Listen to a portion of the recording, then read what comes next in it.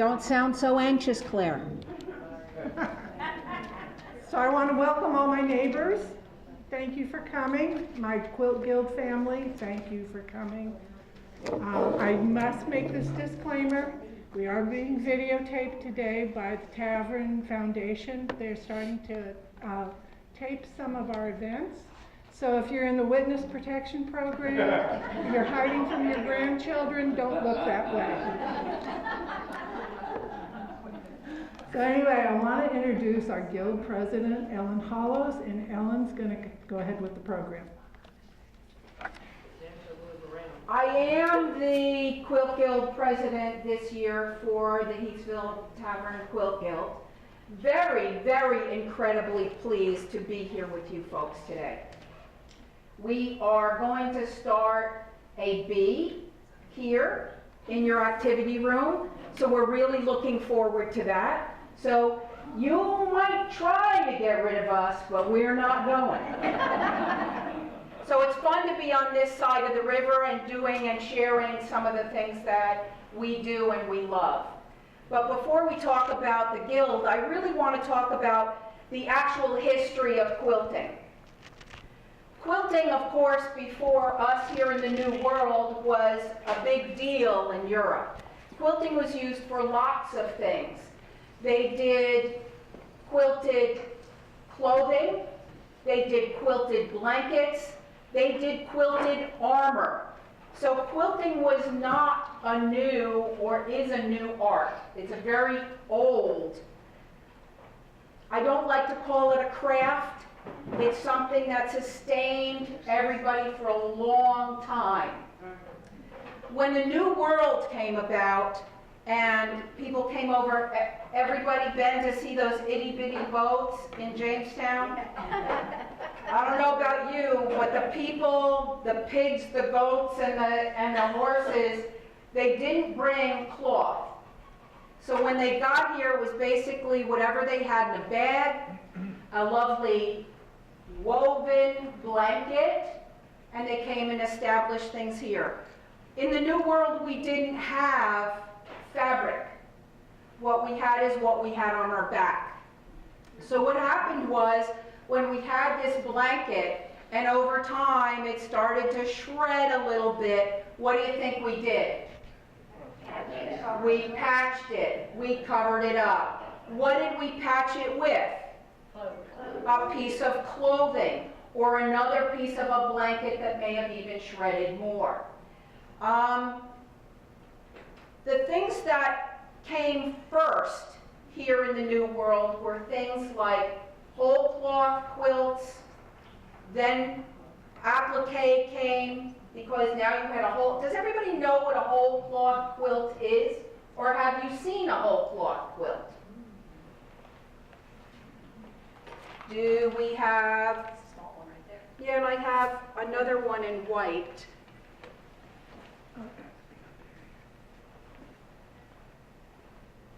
Let's use this one. Whole cloth quilts were pieces of cloth and then stitched on top. Everybody know what a quilt is? What's the difference between a quilt and a blanket? Padding. Layers. Layers. A quilt typically is 3 layers. One top, a piece of batting, and another piece of cloth on the back, stitched together to hold it together. Well, I'm showing you 2 examples of whole cloth. If we were back in the New World, this would have been to cover your bed. This would have been to cover a child's bed. So we're talking a whole lot bigger than what you're seeing here. So it's pieces of fabric, a needle and thread, and you put them all together. Easiest piece you could put together. A quilt, the name quilt, comes from the Latin stuffed bed. Now, I don't know about you, but I sure as heck, when we look at these quilts, don't want you calling them a stuffed bed. They are incredibly beautiful pieces of art. and over time have changed. Nothing was thrown away. We do children's programs as well, and it's really difficult to get them to understand that you don't throw anything away, and because you don't like it today, you get something new. In fact, a lot of the quilts that you'll see through history, and if you go to Williamsburg and look at their quilts, or Winterthur and look at their quilts, and as I was reminded by Dee today, she has a quilt that inside a quilt could be another quilt. So the one on the outside got ratty, it started to shred, so we covered it with something else and made it even nicer, because with more layers comes more warmth. So we needed that in the winter time. The other thing that happened through time over here in the United States is there was a resurgence. One of the things that happened when homes became established with husbands and wives and children were that children, the women, watch this, the women, the little girls had to learn wifery. Well, what is wifery? They had to learn to cook, they had to learn to keep the house, they had to learn to needlepoint, they had to learn to embroider, and they had to learn to quilt. And before the time that they were engaged, or engaged to be married, they had to complete 13 quilt tops. One for each month, and then what was the 13th? Their bridal quilt top, correct. And then they could get married, they had all of that to bring to the household, and the quilts got finished. Yeah, I know, right? I know. I know. And what were the boys doing? Who knows? Don't ask. Don't ask. I tell the children when we do the children's things, they were out picking bugs off the crops. They don't really like that too much, but hey, I think I'd rather quilt than pick bugs. All right, as things progressed, every single time there was a war, quilting renewed itself. When we had the Civil War, both the North and the South created what was called cot quilts. These are quilts that went to war. They went to war. They went to the hospitals to cover the people who were injured. And there are not many pieces of those cot quilts left, for obvious reasons. Come on, let's give it a little thought. If I had my leg blown off and I was in a hospital and you covered me with a cot quilt and I didn't make it, what do you think happened with the quilt? You were probably buried with it, okay, as a comfort factor. But not a lot of pieces of cot quilt are left. One of our guild members does have a couple squares of original cot quilt. I know, wow is right. It's pretty amazing she has them framed. I know we have a cot quilt over there. Maybe we could dig it out and show it. Many different Civil War patterns. The Guild a couple of years ago made 2 cot quilts as their raffle fundraiser. And this is one of them. You can tell that cot quilts are just as wide as a person, just as long as a person to fit over you on a cot. So that's an example of a cot quilt. And they were hand done. Yes, they were hand done. If you read any of the books about the Civil War, you will hear the stories of the ladies of the house making the squares for the cot quilt. When the bells would ring in Richmond, they would go to the church, bring them all together, and the house slaves or house people were in the kitchen. They were charged with putting them together. So the ladies of the church brought them all down, they would sew together, and they would also be initialed by the ladies who made them. So that when people got these quilts, a little piece of where they came from might be on their quilt, the town, their name, or something like that. So it was a very warming event that happened.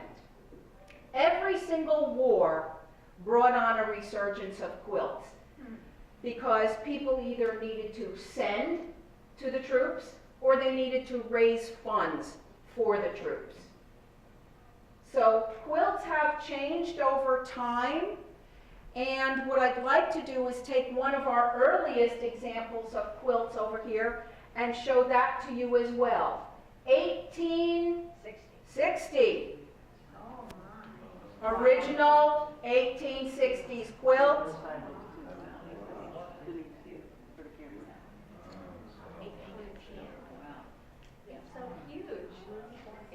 Bed. It would have at that time been a bed quilt. Maybe even one of those that one of the young girls made as part of her wedding. I just think of the furniture as being undersized back then. This looks like a huge. Some furniture was undersized, but if you went to Washington's or Jefferson or Lee, they had larger beds. And higher bed. And higher beds. Right. Yep. Mine dates back to about that, and it's that huge like that. And I would urge you after this to come up and touch that, because if you held it up to the light, you can really kind of see through it. It looks like it's one layer of muslin and another layer of muslin or something very, very thin in between. That quilt is held up incredibly well, even the binding is in good shape. When you look at old quilts that are of that era, a lot of times the dyes weren't that good, and they disintegrated over time. Gail has shown us a number that where the blacks have literally shredded because of the dye process. Yeah, I just wanted to mention that I had been to a show in Philadelphia, I guess it was, of the black ladies who took up quilting and have made an art of it, you know, and I don't know when that started, but from when you mentioned that. Was that the G band? G band group? I have no idea. It was a Okay. long time ago. Well, But I just wanted to mention that if you haven't really hit the Appalachian portion of the, you know. No, importance. and if we were to go through each era, we'd be here all Right, afternoon. and so I don't know what era that they came in, but I can we tell did you have if a you give me large 1 second. contingency of quilts made by blacks I can tell you. on the Well, that's Um, with an island. The 18th and 19th centuries is where the contemporary African American quilts came to be. Okay. And let's talk about how they learned. How'd they learn to quilt? Well, you mentioned it already a little bit. You would be in a household where the child or the young lady was learning to quilt. And if she had a wonderful servant or day servant with her, she, the young girl, would also teach her to sew. She would teach her to sew, and any pieces left over, scraps, something else, she would give to her as a gift to her. And then she would take them back at the end of the day. Lord knows they had a long day. And by candlelight, then quilt her own quilt. So the fabrics that were given to them at that time were given through that, because who could afford to order fabric? You know, all that fabric until the 1800s came from England. We didn't manufacture fabrics here in the States until the 1800s. James Ben's was an James island of black people off of Georgia, or I think Alabama, and they picked up rags alongside the road and blue jeans, and they made quilts out of anything they could find. And the quilts now are so wanted that they're bringing thousands and thousands of dollars. If you They're get not beautiful in their own right, but they're beautiful. If you get a chance to go to Williamsburg and look at the quilt exhibit down there, they have some of the examples down there. They also have some of the wonderful contemporary black quilts, and they are stunning. Totally done differently, different ethnic pieces to it, colors, just gorgeous. You can come We'll in, let you Jack. in. Come on in. We don't bite. Come on in.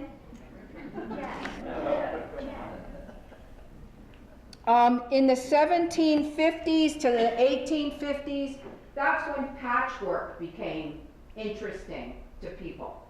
So we started to, aside from patching it to fix something, we started patching things to look pretty.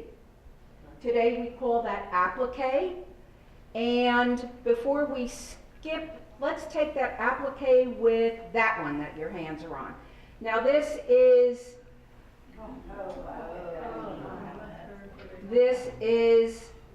reproduction fabric, so 1800s reproduction fabric and applique. So now we're cutting pretty pieces of fabric and making other pictures on the top of that quilt. Yeah, we kind of like that one, don't we? All these that was made by one of our Quilt Guild members, Sherry Flynn. Okay. All by hand. All by hand, by the way. She, Oh, she yes. could have been in the 1700s. Yeah, she could have. She's a reincarnation, we swear. She's an old soul. All right. Give me something else. Give me another applique piece. That one you had your hand on, the white, the muslin piece that you had underneath, because that's Ted's grandmother's. Okay, another old, and this is Denise's husband, Ted's grandmother's quilt. Great-grandmother's. So now as we talk about great-grandmother, we know that we're at least back 150 years. Oh, no, I'm only 15. Oh. So when you look at this piece has parts of shirts, muslin, parts of leftover whatever, all quilted into this quilt. We have a quilt at the Tavern that was done by, same type of thing, one of the quilt members' great-grandmother, and they are pieces of her grandfather's shirt collars. She remembers her little school dresses, and they're in there. So nothing went to waste. If we couldn't get fabric, we used what we had. Yeah, please. Rotary purse? Oh, I'm good. I've been hanging around her too long. Rotary purse. Form of applique that you cut pieces of fabric that you like. Oh, look at that flower. I like that flower. And you cut around it, and then you applique it on this other fabric. So you're taking very good fabric, cutting pieces out of it, and making something else out of it. Sherry has also showed these quilts in the Hampton Quilt Show, so we're really proud that one of our members is going to be able to do that. All right, patchwork. 1800s, what happened? What changed for us? We didn't just have a needle and thread anymore, had the sewing machine. So now we get to put things together, put pieces of fabric together with a sewing machine. This way. This is why they keep clearing me around. We're the tall ones. So now we put pieces of fabric together. This is a log cabin square, right? Come on, Gail, look at me. Log cabin, yes, thank you. And then, because you know you have to have a little interest if you're around Gail, you have to do applique and little things as well. So the corners have applique as well. Cat and nine tails, frogs, and that's broderie purse. Okay, and that's broderie purse on there. And that's my husband's quilt, and he'll kill anybody that puts hand. Then I'm taking I it had to get it home. off the bed and air it out before we brought it. Then I'm taking it home and I'm sleeping with it. All right. Yeah, go ahead. You're good.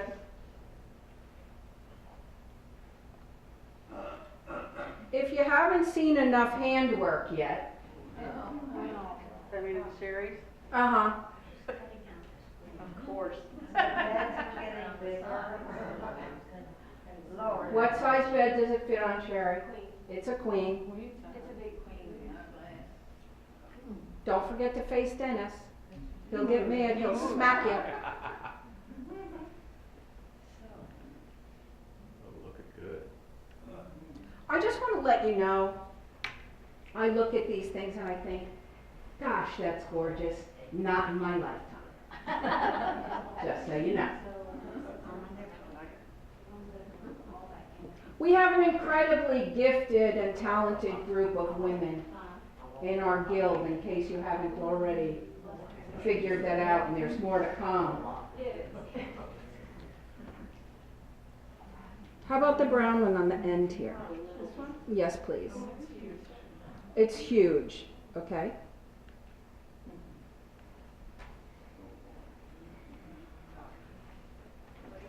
There are a lot of our quilters that enjoy working with reproduction fabrics or Civil War colors.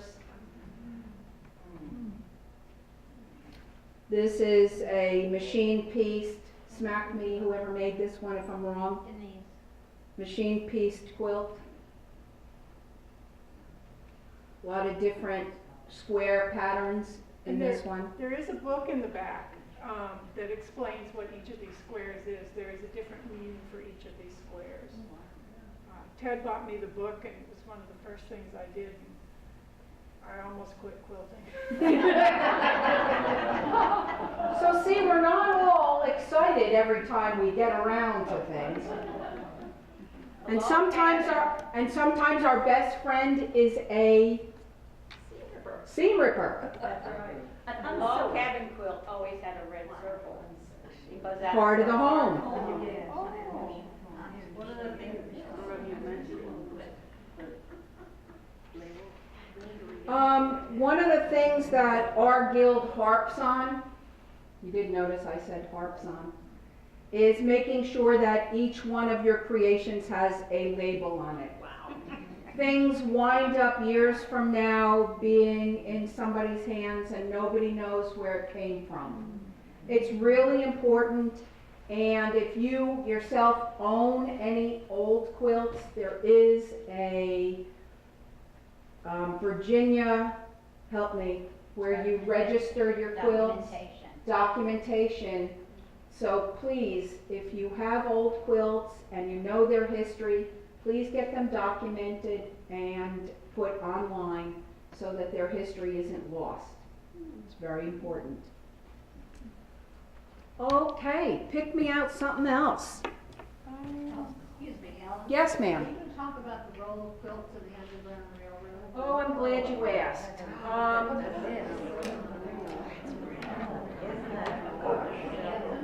There has been lots of talk about quilts in the Underground Railroad, and I am sorry to say most of those discussions have been debunked. I know we like to hear that there was some way of us communicating that these areas were safe havens for moving north, but a lot of the research has come back that not true. Will you talk about the one she's folded up?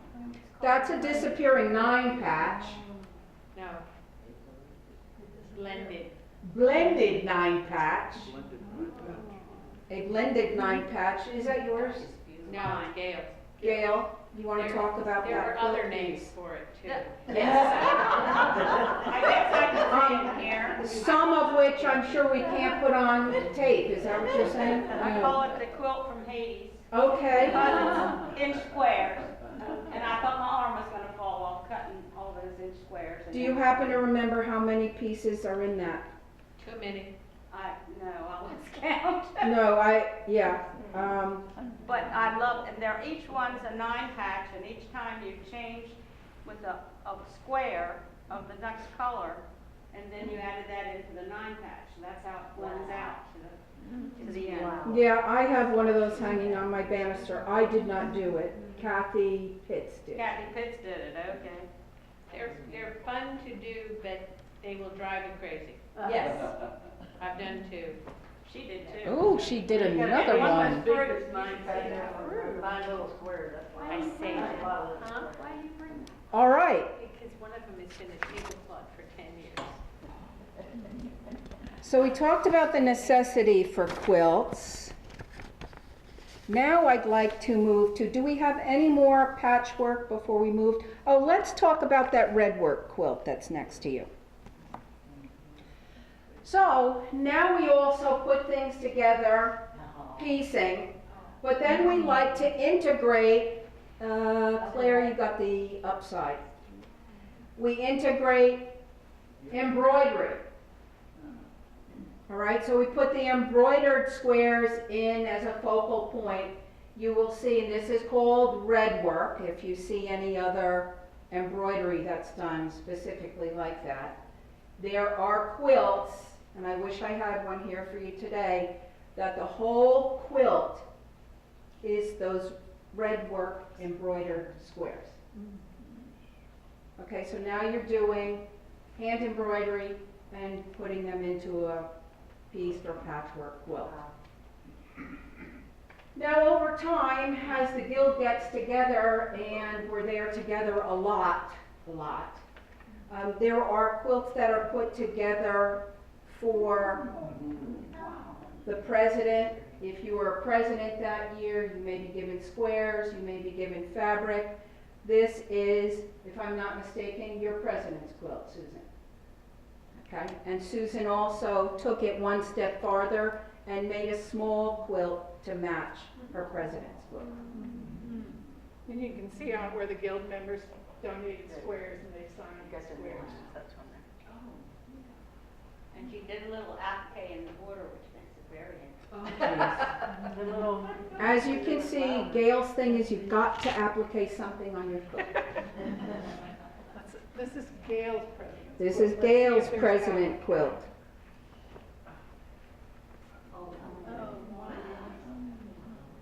All right, where's your application? And all, see, turnabout, fair play. It's all Civil War fabrics. All Civil War fabrics, and all the members at the time did a piece and signed it for Gail. Ma'am, Fabrics, may I colors, and interrupt? small. Sure. I believe to go to the dentist in a few minutes. Okay. But my mother, applique butterflies on squares the summer before I was born. Oh, It was no. very hot, and she did. They were about this big, and I used to take them out and lay them. She didn't have it finished. I take them out and lay them on the bed, so I could see that. My grandmother also had squares of fabrics that left from so-and-so's clothes and things like that. Yes. And I would take those and lay them on the bed Yes. and look at them. But back to my mother, she did those all that summer. She bought the backing for it, and the piece, it was rose-colored squares in between. And she bought those. It wasn't until after I was married that she finally decided to put it together. So one of my great aunts put it together, and another of my great aunt did the edging around it, and she had it, unfortunately, machine quilted, which at least she did that. My daughter has that today. Now the work is not perfect, since these ladies were in their 90s when they were doing some of these things. But it really means a lot to me.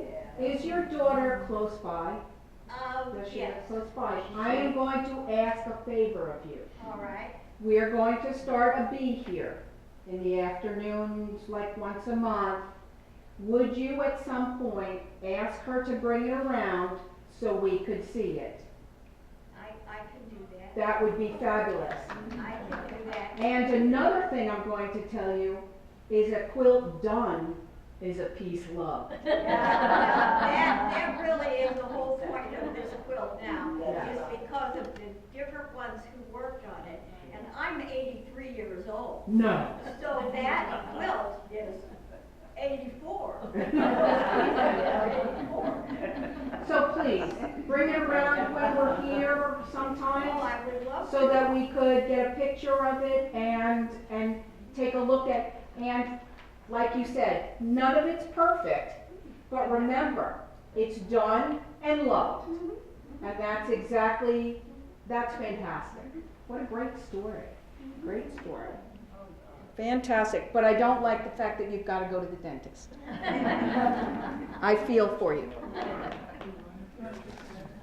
Yes, that's where I'm headed next. We're going to do memory quilts. Quilts are not only just put together for tables or for purposes, but sometimes they're done for memories. And this quilt, a lot of hearts and a lot of joy. And whose is this? This is my bee quilt, and we have one that from Gail too. Every member of my bee made a block, and I made a couple, and every month we made a different heart-themed block. There you go. Oh, you went the wrong way. It's hard to tell from that. I They know. had to have a heart in it. There you go. Oh, Wow. now I am sick. See, there's a little applicator for it. 59 years ago. All right. We're going to do Claire's memory quilt. All right, we'd like to do Claire's. Claire's standing up there. Claire and I are not only the tall quilters, we're the two veterans in our guild. And this is Claire's quilt. Claire, if you don't mind, take a moment and tell them what they're looking at. This is, I was deployed in 2005 to Iraq, and at the time we were wearing this, it's stateside. When I got there, we were wearing the desert. By the time I got back, both were phased out, and I couldn't figure out what to do with the uniforms. I kept trying to throw them away, I couldn't. So they sat for a while until I finally came up with this. And the woman that quilted it for Claire put little sayings in the quilting. Claire was here, airborne, different. U.S. Army. A little hard to find, it's kind of like, where's Waldo? But this is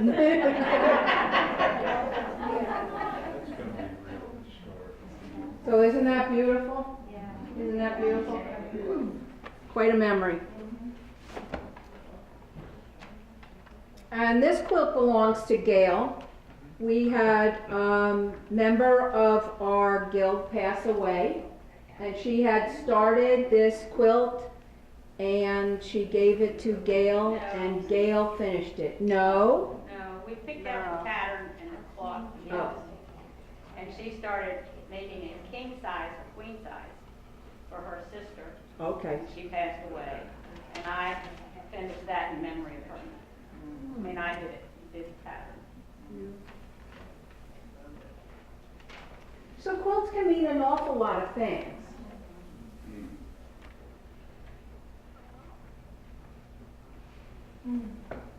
These are from trips. Trips. This is Gail's cruise quilt. So they can be a reminder of where you've been, or maybe somewhere you want to go. And that's my, I remember I shared with all the residents my trip to Alaska. Well, that's my quilt to remember my trip to Alaska. Now tell them what that is. This is laser cut, and it's been infused on here. Oh, okay. And it's called Salmon Boy.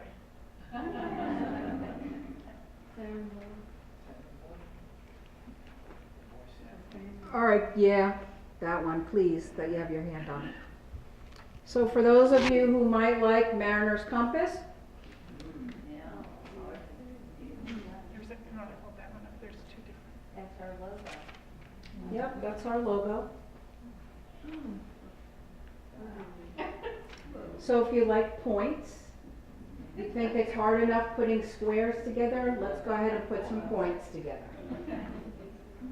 This was, we put our first raffle quilt was Mariner's Compass all over, and they gave us little pieces to do this and told us it was easy. Yeah, yeah. And it was. We didn't think it was hard. We didn't know any better. We didn't know any better. Is Tom here? He didn't come in. Okay, he looked in. Tom's wife, Tom Teeple's wife, was a member of our quilt guild, Paula, and this is one of her quilts. I got another one over here. And it's really funny about this quilt, Ellen mentioned it, you can touch it and feel it. You can and feel it's the warm. love. You can tell it's been loved and really used. Wow. Paula hand quilted everything. Our quilt guild was founded by a lovely woman named Anna Holland. She believed in continuing, you can go ahead and hold that up while I talk. She believed in making sure that the next generation knew how to quilt. So in 1996, she got the Tavern Foundation Board to accept the Quilt Guild as the first guild and formed that guild, and our mission is education and making sure you know that this doesn't disappear. And amongst you is her sister, Millie Huffman. So Millie has helped us as well continue. We have a number of our charter members in this room today. Millie, Linda Stempel, Ginger, Gail, Dee. All right. So there are a number of the people that started this, and we'll never forget it. And they don't let us forget it either. Fans? This one is a grandmother's fan made by my grandmother, Ova Wilson Taylor, in Tennessee. And we're holding it upside down. I brought my mom so mom could appreciate her mother's quilt. And this was made for my mom and my dad for their wedding. And they have been married 63 years.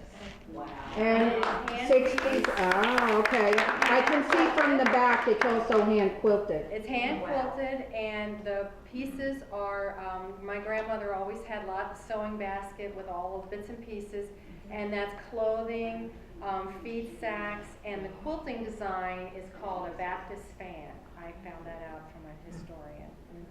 Cool. And you And there's a would, second family. and you would be hard pressed to talk to any of the quilters in this room that they don't have a basket, a box, many baskets and boxes and containers of scraps. Sometimes we don't know what we're going to do with them, but we just can't throw them out because they're supposed to be something. This quilt was also made by my grandmother in Tennessee, and it was it was a planned quilt made in the 60s for my mother, and a lot of us know it as sunbonnet too, but my grandmother called it the Dutch doll quilt, and it's very special to my mom. Oh, she's gonna cry.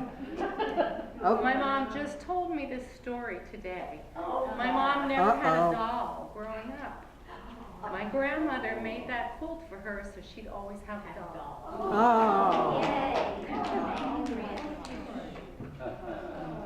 And almost got to the end, Kathy.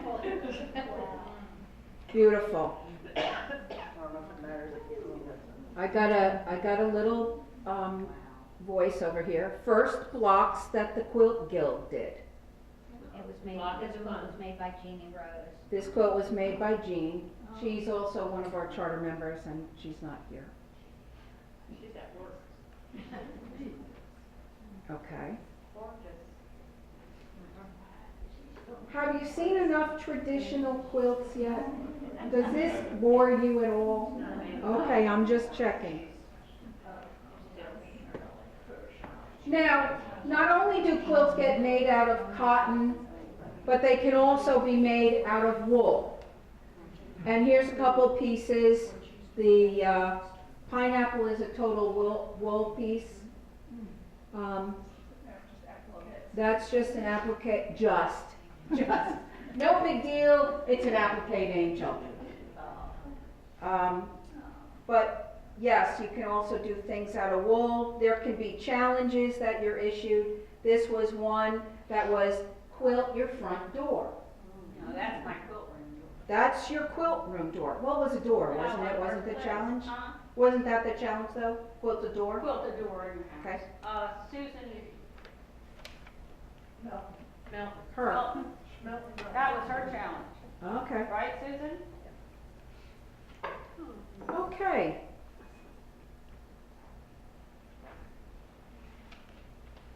This is a small memory piece. She's Okay. gone now.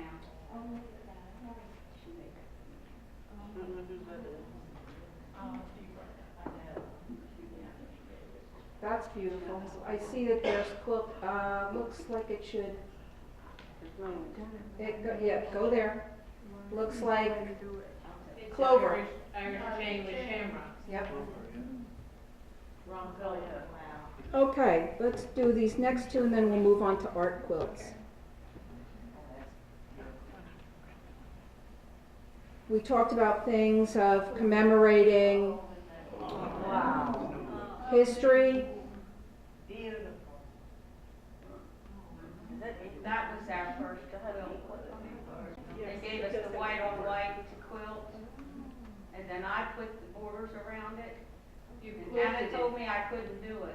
You quilted it first and then did it. I quilted it first, and then I put the borders on. Anna said, "You can't do that," and I said, "Why not?" She said, "They won't be even," so I had to make it right. It was a challenge. All right, so those are traditional quilts. Quilts have moved from you like putting pieces together, you like doing memory pieces, and then we've got art quilts. So we move totally away from piecing and applique and broderie purse and whole quilts. And then we start getting fun and jokey and putting things together that may not quite look like a quilt to you. And I'm going to let Wanda tell you about art quilts because she does, we call her our bling master. Okay, well, we got to kind of stand in one place. Okay, Wanda, you're up. Art quilts. Art quilts. Well, I hope you're ready to change feet or wheels or whatever, because I do something a little different. I use the machine, sewing machine, and I only embellish with my hands. But if I can sew it on the sewing machine, I do it. So let me tell you a little bit about my quilt journey. I actually started my quilt journey, my whole life I've been around quilts. My mother quilted, my grandmother quilted. When I would go visit my grandmother, she had 9 children, and then they actually adopted this 10th one. So she had 10 children. Each one of those children had a bed. Each one of those beds had a minimum of 3 to 4 quilts on it, because that's the way they heated. She did all of those. She cut them by hand, sewed them, and then quilted. They used scissors. I tried this when I was a teenager. It didn't work for me. I should have been one of Anna's students. She probably would have beat it in me too. But I wasn't. So I waited. Luckily, there was a thing called the rotary cutter that came along. And honestly, it turned my whole life around. I didn't really quilt very much until I retired. And I think that's true of a lot of us. I was busy going to school and working. But my grandmother gave me a quilt. My parents were in the military, and when we came back from the Philippines, and I was 7 years old, my grandmother gave me a quilt. up until this point, my grandmother had given me quilts. They were all feed sack quilts. Now, my grandmother did not use many clothes for quilts because honestly, by the time they went through 6 boys and 4 girls, they weren't really worth anything. So she did feed sacks, and she didn't do much shopping, and my grandfather was a little bit of a gadabout. He liked to go shopping. So she would say to him, I need this much flour, or I need this much chicken feed, and I want a pink sack, and I want a green sack, and I want a check sack. And he would bring them back, and that was what she quilted. So I would believe during her lifetime, she probably did a couple hundred quilts. She has a bunch of grandchildren. We all inherited, I think I have 8 of her quilts. And these were functional quilts. But the quilt she gave me when I was 7 was different. It was silk butterflies on velvet. Wow. And I want to tell you, I thought I was the king's meow, type. But my parents bought their first house when we came back from the Philippines in 1954. I was in, I think, the 3rd or 4th grade. And I put that quilt on my bed, and it stayed on my bed in Florida, until I was in high school, actually until I was in college. It literally disintegrated. In Florida, especially during the 50s and 60s, we had no air conditioning. We had high humidity. There were 4 kids in the family, and we piled on the bed. We did not show that quilt the proper respect. Now I could cry. But at the time, and my grandmother, she loved it. When she would come to see us, as my grandparents were older, they actually wintered in Lakeland, and they would come over to the coast to see us. She loved seeing that quilt on the bed. It didn't bother her that the quilt was getting destroyed, because to her that was an appreciation. The fact that she had teenage grandchildren, that wanted to have that quilt on the bed meant more to her than now I wish I had it. I wish I had wrapped it in tissue and not let anybody sit on it. Anyway, art quilts. Let me read you a definition of art quilts. An art quilt is an original exploration of a concept or an idea, rather than a handing down of a pattern. Now, a lot of the quilts that you've seen, and I'm sure you've thought about Missouri Star, which started back in the 30s, and they would have patterns in the newspaper. But if a true art quilt is your own quilt. So, an art quilt often pushes boundaries. An art quilt should consist predominantly of a fiber or fiber-like material with one or multiple layers which have been held together with stitches or piercing of the layers. So an art quilt doesn't have to be 3 layers. It can be, but it doesn't have to be. To boil that down, I like to say an art quilt should be original, and I'd like to show you. Do you hear the jingles? I do love beads, and so I put but that is original. I actually drew the little fish out, took them to the printer, blew them up, and then put it together and decided what kind of ornaments I wanted on it. Thank you. Sure. Okay. This is an art quilt, and I made it, but it's not my pattern. It was actually a quilt to commemorate. I had a picture very much similar to this for Hawaii, but this is Gloria Lohman, who is an Australian quilter. So this is not truly an art quilt of mine, because it really is her pattern.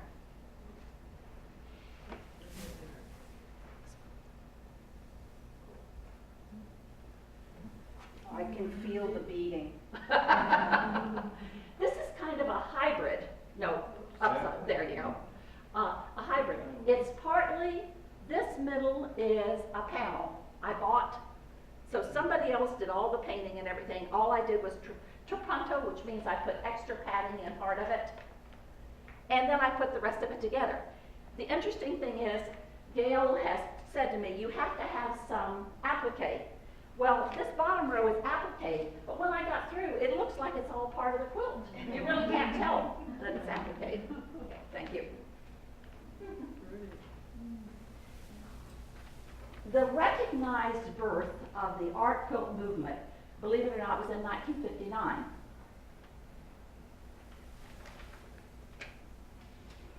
It started in California.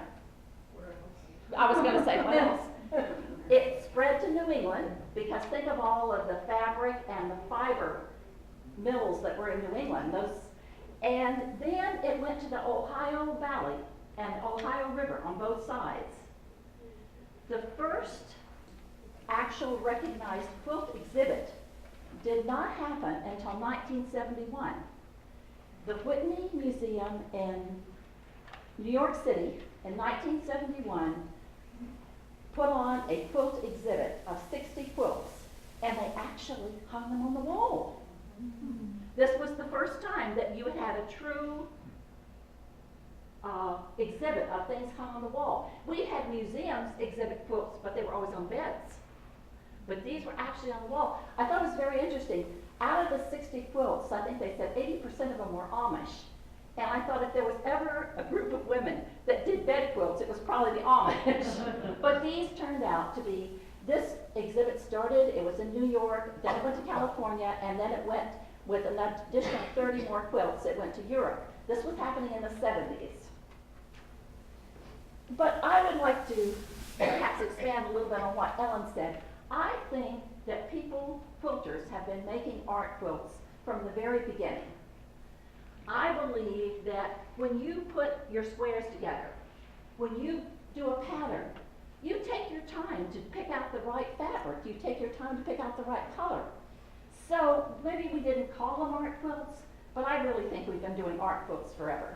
I mean, even those pioneer people that were doing scraps, they picked up a blue one. If it didn't work, they picked up a yellow one or a red one.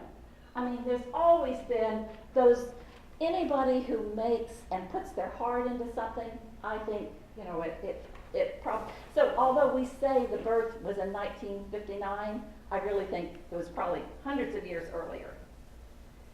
Art quilts have been influenced heavily by 3 national cultural developments, and this was especially true in the 60s and 70s. And the first one was the legitimate of the art museums, of the museums, when they started to say this is really art. And I know there's a few men in here, but basically you have to remember that men were the ones, the curators, 9 times out of 10, 99 times out of 100. And they, a lot of times, did not properly appreciate the work of some of the women. So it took a little while. Okay, so legitimate from the art museums. And then the second thing that happened that was really interesting is in the 60s and 70s, the universities and schools started to teach fiber art. You can get a BS, you can get an MS, and you can get a PhD in all kinds of fiber arts now. So that was the second thing that caused quilts to move into the art world. The third thing is, you remember the 60s and 70s, that was kind of a revolutionary time. And so consequently, we had social, political, and fashion trends that brought quilts into national prominence. And at the same time, it did the same thing for baskets, it did the same thing for pottery. So there's a lot of things that were going on. And there was like a resurgence of appreciation for hand-done things, a little bit of a backwash from all of the industrial things. If you look back and you even look at like furniture from the 50s and 60s.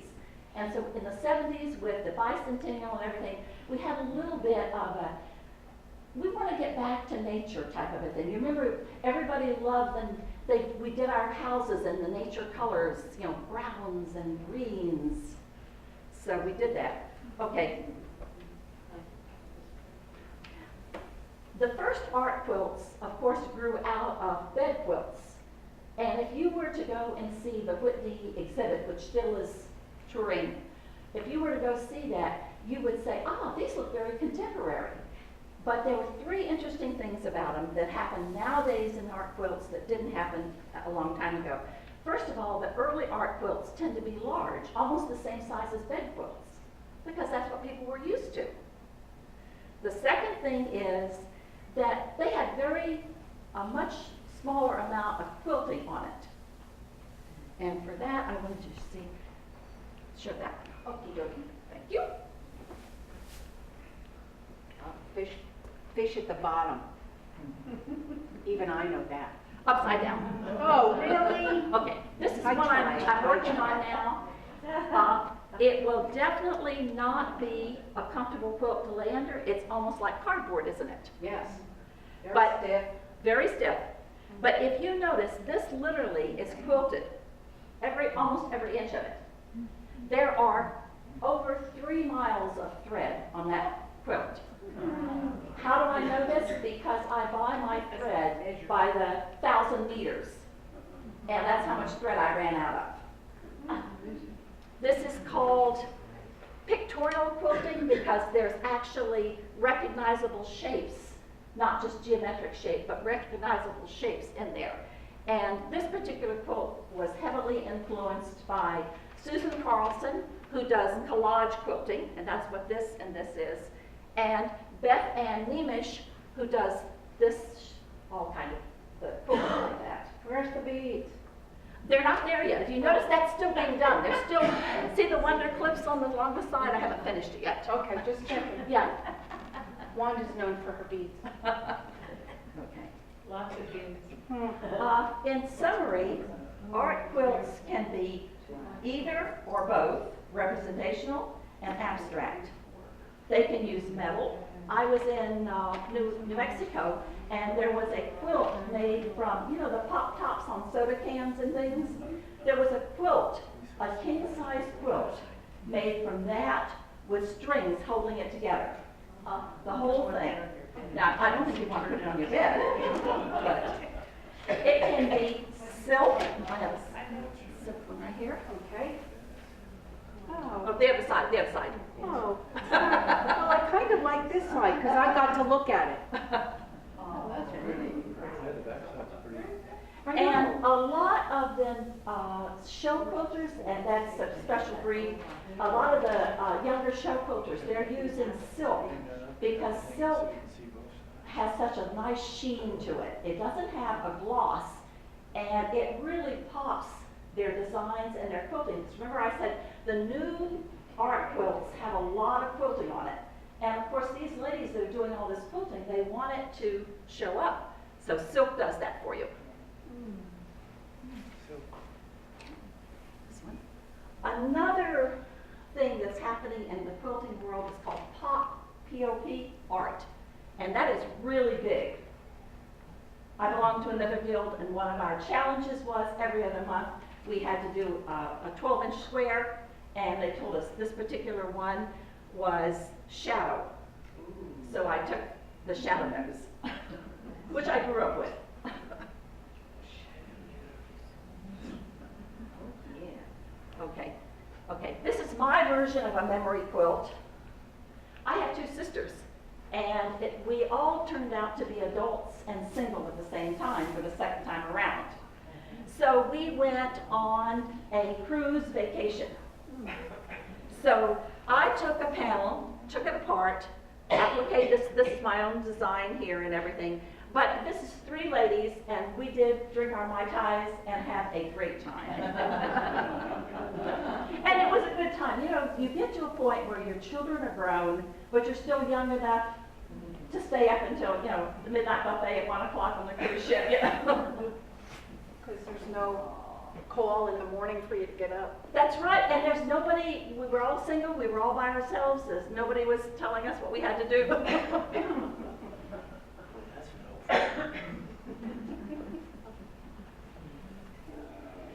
Quilts can express emotion.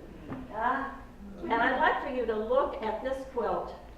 The theme of this particular month was movement. So I play around, you know, with the art and everything. So I really thought that kind of, when I look at that, it's almost like that dancer wants to come right off the stage there. Okay. Okay. And the last one, obviously, you recognize Edward Munch's Scream. This was, we were supposed to do a quilt to denote emotion. It certainly did. That's what I thought too. And also, I want you to notice that that is done on burlap. It is painted, it is dyed. It's very different. The idea is that the quilt world has expanded unbelievably. We have such wonderful choices, and you don't even have to make a choice. I love Sherry's work. I do traditional quilts. Sherry has just bought a long arm. She does more modern quilts. So we certainly are looking forward to working with you ladies, and I hope you enjoy the rest of the show. And as you've seen, quilts can be any size. We had a speaker come, and all her quilts that she brought with her to show us were this size. And they are truly quilts. They are quilted, they are like 3 layers or more, and what they're called is inchies. Well, I just want to let you know, I would never put that kind of work into an inch. But we do have a quilter that will experiment with anything. And then we have a few more quilts that kind of combine the different things that you've seen today. This one is pieced, appliqued, and blinged. So there's little beautiful fused crystals to all of this. So it goes one step beyond that beautiful quilt and makes it a piece that you would probably put on your wall and enjoy as you would a fine picture of art. Quilts can also go through your holiday season. If you'd like to explore your holidays and change things out. How about Halloween? Coming up soon?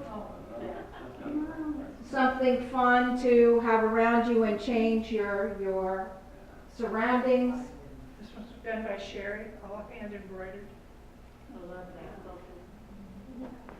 You know, we have some overachievers. In case you haven't already figured that out. Well, the thing, Sherry didn't just start doing quilting last year. No. Almost 30 years. Oh, I love it. Let me start. Yeah.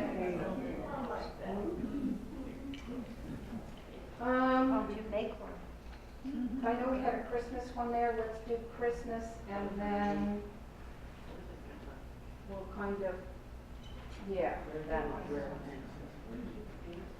Christmas, and of course, it's got some cute little arms That and was an exchange. Santa. Christmas exchange blocks. Do you like just to do things in triangles? No. Well, you must have at one point. That was quilt camp. Oh, that was quilt camp? Yeah. Yes. Yeah, that was cool. It was called 1,000 Pyramids. Okay. Only it's fewer than 1,000. And it's really interesting, look at the backs of the quilts too, because some of the quilters and some of the quilts are just as beautiful on the back as they are on the front. That is something that you've seen in the last couple of years. A lot of quilters have gone to, it shouldn't only be pretty on the front, it should be pretty on the back. So they piece backs so that if you get tired of the front, you can literally flip it to the other side or fold it on your bed or use it as a runner. You see the thread, it changes color, it goes through there, variegated thread. And some of us use odd pieces for our backs. It's left over from other quilts and we just sew them all together in the back. The one you have your hand on is an absolutely gorgeous sampler quilt. And I will tell you that if I remember the story correctly, Lex, this is your first quilt that you made? It is my first quilt. Wow. But it took a year to do it because each week I would go for another class to learn how to do another square. But it is a sample. And the very first quilt I ever made was designed by Gail Griffith, and it's hanging up in the atrium. and it's called You Never Promised Me a Rose Garden. Gail sat with me for 2 days at a quilt shop. She's got the patience of Job and taught me how to quilt. So it has double extra special meaning to it. Well, I urge you to take a look at everything we've brought here today. There are some things that are for sale. We are looking forward to meeting with you and establishing a B here and having some fun with you.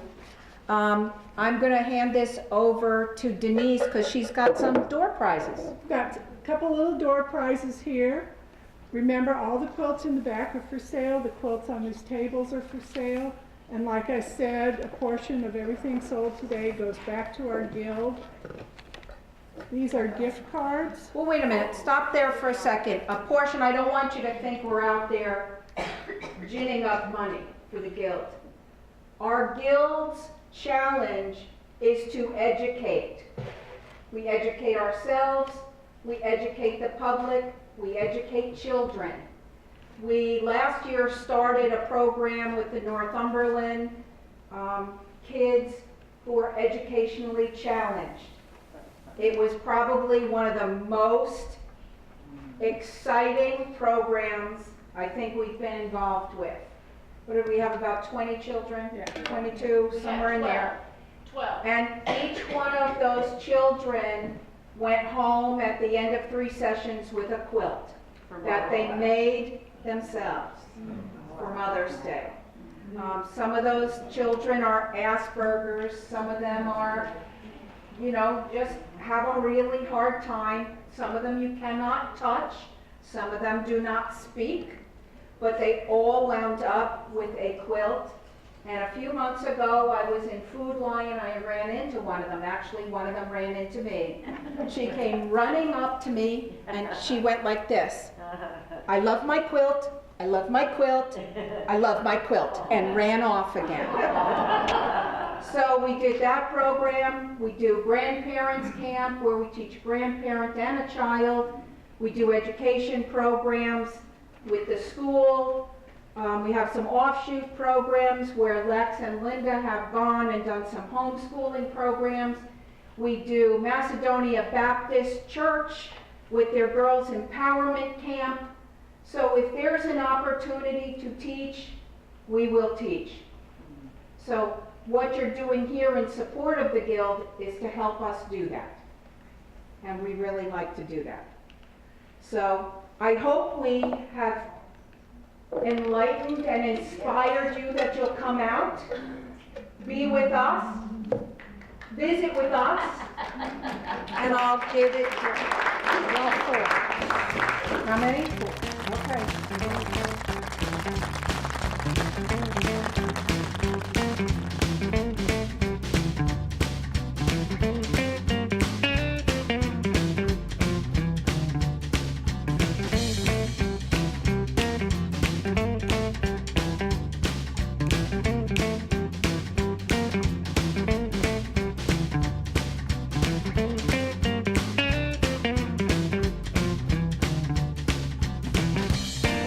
Oh dear. Well, what I said was that I had joined to learn how to quilt, and I was one of the charter members, and my husband wishes that I had taken up something like gardening, some practical. It is, and it's quite okay. Yes, I think so. That's right. That's right. So, yeah, yeah. Thank you.